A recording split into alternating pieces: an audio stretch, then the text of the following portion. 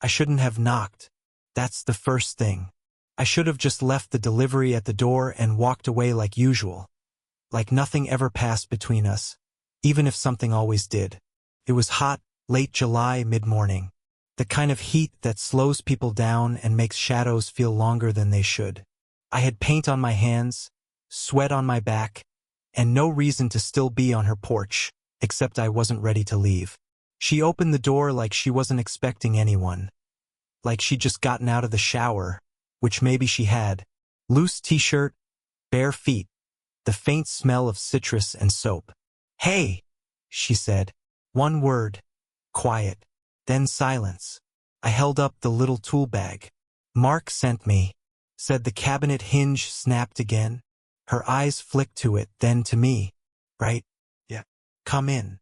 Her voice had that half-sleep roughness, and she didn't meet my eyes for more than a second. That was new. Usually she was sharp, composed, too put together for a kitchen full of broken cabinets and a husband who forgot to send real help. I stepped inside. The air smelled like coffee and something floral. The tile was cool under my boots. I followed her into the kitchen, trying not to notice the sway of her hair or how quiet the house felt without him in it. Mark's been my boss for 2 years, owns the landscaping and maintenance company I work for in the summers. I'd only been to his place a handful of times, always quick in and out. His wife, Claire, never said much, but I noticed her. The way she never interrupted him, the way she looked at him when he wasn't looking. The hinge was loose, simple fix. I crouched beside the sink, tools in hand. She stayed in the doorway. "You always this quiet when you work?" she asked. I smiled, kept my eyes down. "Just don't want to mess it up." She didn't laugh. I felt her watching, but not in a way that made me nervous. Just careful, like she was trying to decide something. The silence stretched. "You're good with your hands," she said, too quickly. Then added, "I mean handy." I didn't mean that how it sounded. I looked up. She was blushing, but she didn't look away. "Didn't sound like anything," I said, though my voice cracked a little. She gave this half-smile. Not amused, not embarrassed, just there, present in a way I hadn't seen her be before. I stood to test the cabinet. Solid. Done. I should have left then. Said thanks, see you, walked out and closed the door on it. But she didn't move. Neither did I. "You want coffee?" she asked. I nodded. "Sure." She poured. Her hands shook barely, enough to make the mug rattle when she handed it to me. "Mark's out of town," she said, eyes on the counter. "Golf thing." I leaned against the fridge. "Didn't know." Another silence. The kind that feels padded, dangerous. Then she looked up. Really looked. Her eyes didn't flinch this time. "Are you?" she asked. "What?" She tilted her head slightly. "Out of town. Or here. Alone." My throat tightened. I didn't answer. She didn't push. But her fingers brushed mine when I set the mug down, and neither of us moved away. She stepped aside without another word. I followed her in. The house felt still, not quiet, exactly, more like the kind of stillness that knows it's being watched. The cabinet was in the kitchen like last time. Same hinge, same loose screw. Easy job. 5 minutes, maybe 10. But she didn't leave the room. Instead, she leaned against the counter, arms folded, eyes drifting. Not quite at me, not quite away. "You're good at this," she said, like she needed to fill the space. "Mark never notices things until they fall off completely." I shrugged. "It's just a hinge." She smiled. Tired smile. "It's never just a hinge. Not in this house." I didn't ask what that meant. Didn't feel like I had the right. She wasn't just some client. She was his wife, my boss. I'd met her only 3 times before, always brief. Drop-offs, pickup runs, awkward waves from the porch. But I remembered every single one. And now here I was, kneeling in her kitchen, tools clinking in my hand, pretending this wasn't the strangest, quietest conversation I'd had all week. Mark's still out of town? I asked, mostly to say something. She nodded. Gone since Monday. Back Sunday night. A long pause. Does he ever call? She looked at me, really looked, and it caught me off guard. Not much anymore, she said. Says he's busy.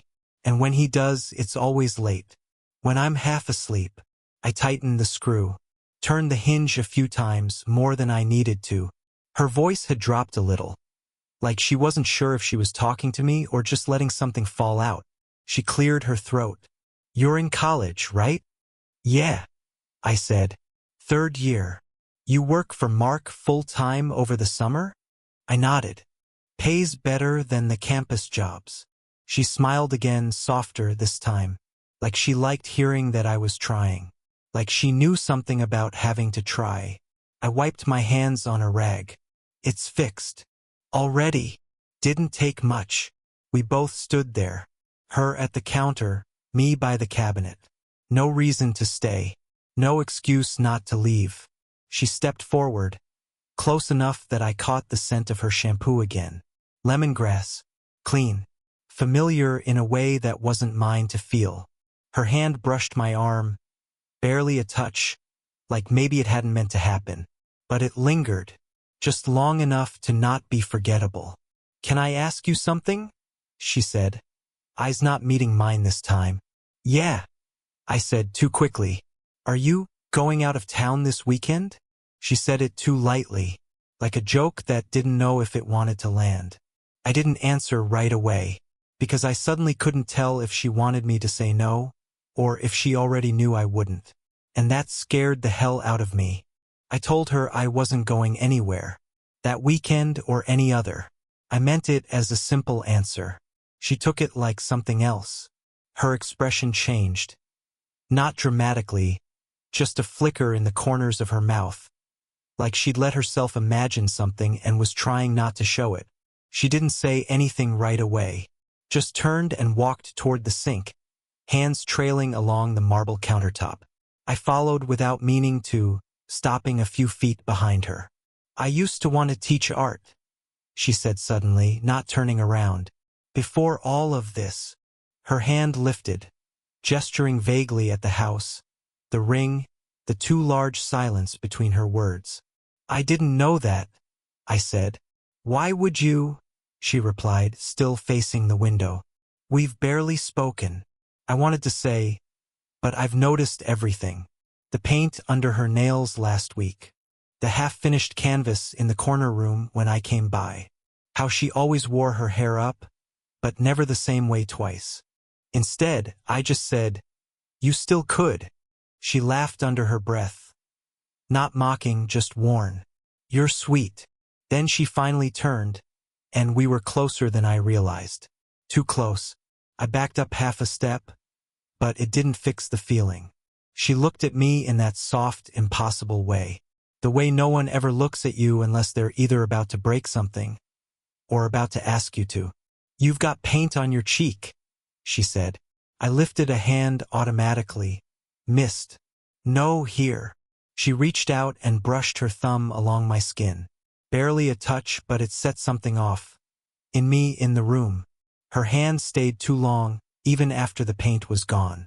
That was the moment. The shift. The one that would have kept going, if not for the knock. Sharp. Unexpected. We both jumped. She stepped back first, hand dropping to her side like it had burned her. I tried to hide the way my chest was tightening. Tried to pretend I wasn't, hoping no one was really at the door. Stay here, she said quietly. She crossed the room and disappeared into the hall. I heard her open it, heard voices, 2, maybe 3. Neighbors, from the sound of it. I couldn't make out what they were saying. I stood frozen in her kitchen, every nerve lit. The cabinet I'd fixed. The rag I'd used. The ghost of her touch still warm on my face. She came back in a few minutes later, closing the door gently behind her. Just the kids next door, she said. But her voice was different now. Distant. I nodded, grabbing my bag. I should probably... She didn't stop me. But as I passed her in the hall, her fingers brushed mine. Not accidentally this time. Not accidentally at all. I didn't go back for 3 days. I told myself it was because I didn't want to cross any lines. But the truth is, I already had. I couldn't stop thinking about her hand on my face, the way she didn't let go right away, and then how she did let go too fast, too suddenly, like she was afraid of herself. Mark texted me that Thursday. "Can you drop by the house?" She says the back door's sticking again. I stared at the message for a long time. Almost said no. Almost lied. But I didn't. By the time I showed up, the sun was low. The whole porch smelled like dry wood and the ghost of yesterday's rain. She opened the door slower this time. Like she knew I'd come, but wasn't sure if she should have hoped for it. Neither of us said anything at first. Then, finally, "Door's back here." I followed her. The house was different now, not in any way you could point at, but it felt changed. Air thicker, light dimmer, like it was holding its breath. The door wasn't even that bad. Took a little pressure and a screwdriver. Easy fix. No reason to stay. And yet, "I didn't know if you'd come," she said behind me. I turned. Her arms were crossed. Not cold, just trying to hold something in. "Neither did I admitted. She looked at me for a long moment. "You shouldn't be here," she said quietly. "I know." Her voice wavered.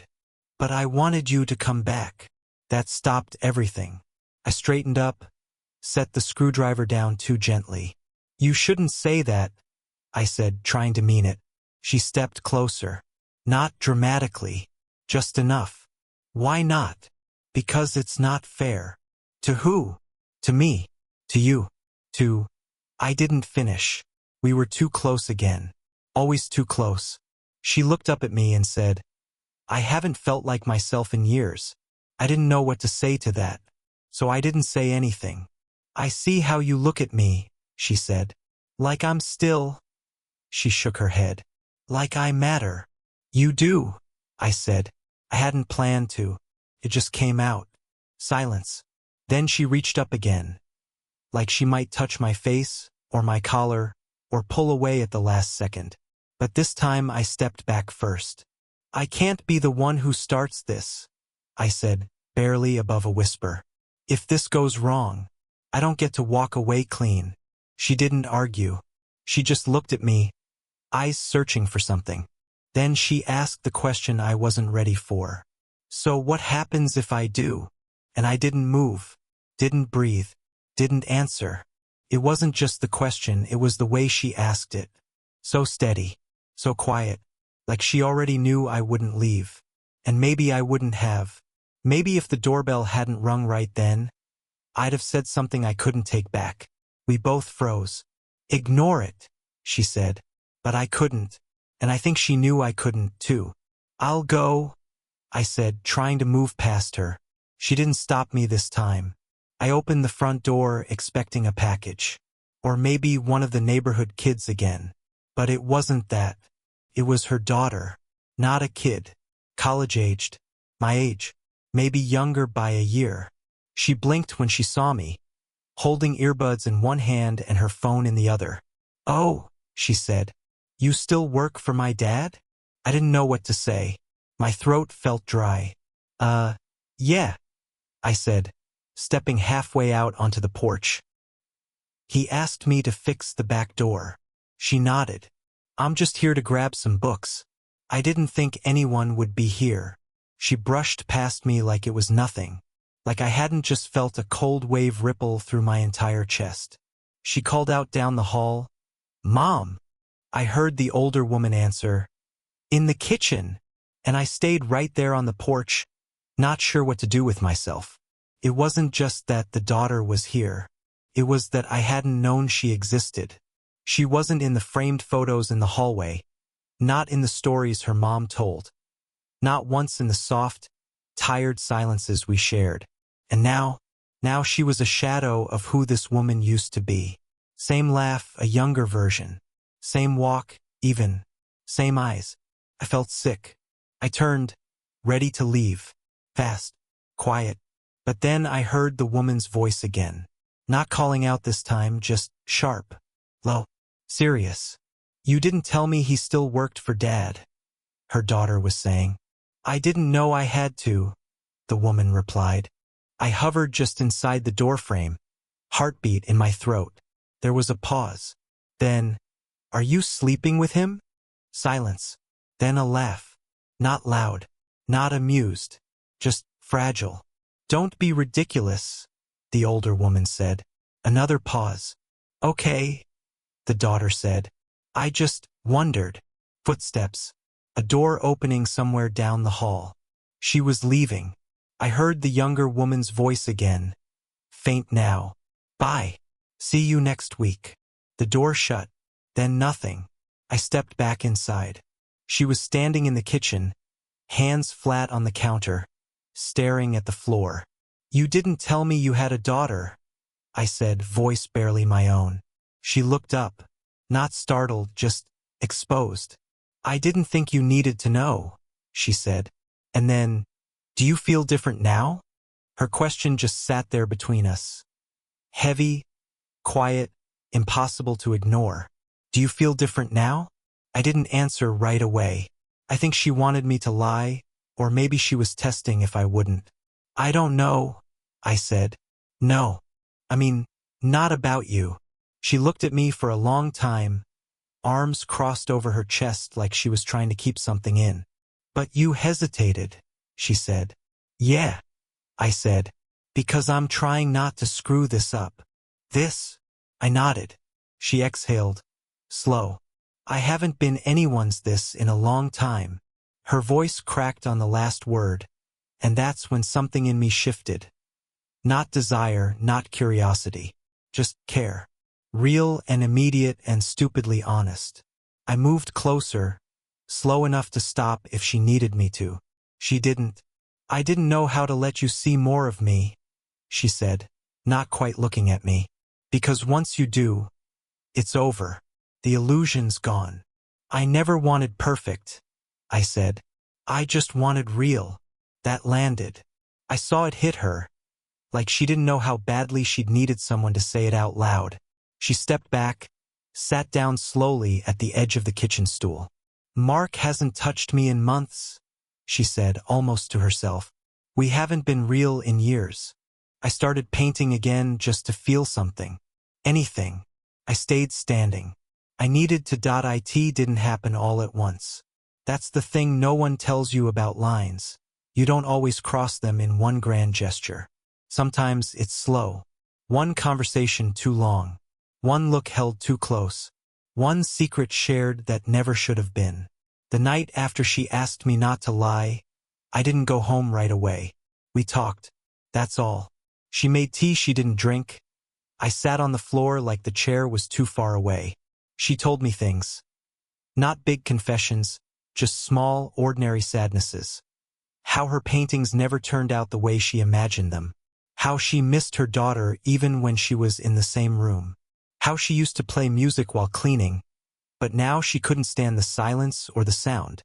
I listened. For the first time, I stopped thinking about what we were doing and started thinking about what she'd been carrying. Mark came back Sunday night. I saw his truck pull up. She texted me before I could even wonder. Thanks for the door. Let's just be still for a while. I respected that. I gave it space. Weeks passed. I kept working just on other jobs. I didn't go back to their house. Not until she asked. And when she did, it wasn't dramatic. No affair. No secret. Just a new canvas she wanted help stretching. And 2 mugs of coffee she didn't need to make. We sat together in the garage while she painted. I didn't touch her. Didn't need to. Something had changed. Not everything, but something. She looked lighter. Still tired, still married. But a little more like herself. Like maybe being seen had reminded her she existed outside of someone else's name. And me? I stopped waiting for the thing to explode. I stopped asking what it meant. I just showed up. Helped her build a new easel one afternoon. Brought her brushes when she forgot them in the kitchen. Watched her paint without asking what it was supposed to be. And every now and then, when we were alone, she'd rest her hand next to mine again. Just enough to feel. Not enough to ruin it. That's how it stayed for a long time. Not a secret. Not a scandal. Just two people who saw something in each other and decided not to destroy it. She's still married. For now. I don't ask about it. But every time I walk past that house, I wonder if she's painting. And I hope she is. I didn't come here to start something, I said carefully. I came because you looked at me like I wasn't invisible. She looked up.